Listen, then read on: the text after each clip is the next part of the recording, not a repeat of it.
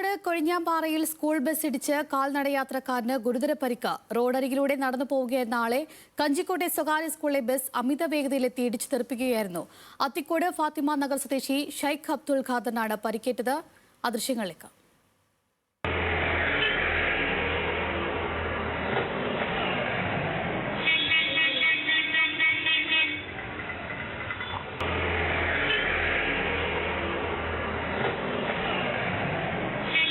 വിവരങ്ങളുമായി സച്ചിൻ വള്ളിക്കാടാണ് ചെയ്തത്. സച്ചിൻ, ആ ദൃശ്യങ്ങൾ വ്യക്തമാണ്. അമിത വേഗതയിലെത്തിയ വാഹനമാണ് അത്തരത്തിൽ ഇടിച്ചിട്ട് പോയത്. അദ്ദേഹത്തിന്റെ പരിക്ക് എത്രത്തോളമാണ്? എന്താണ് വിശദാംശങ്ങൾ?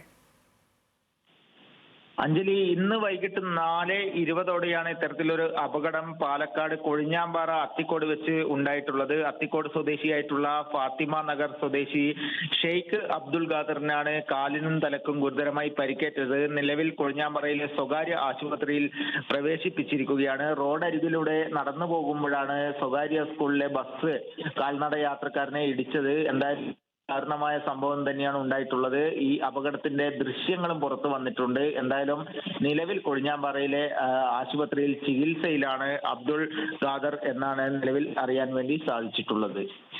ശരി സച്ചിൻ. സച്ചിൻ വള്ളിക്കാടാണ് വിവരങ്ങൾ നൽകിയത്.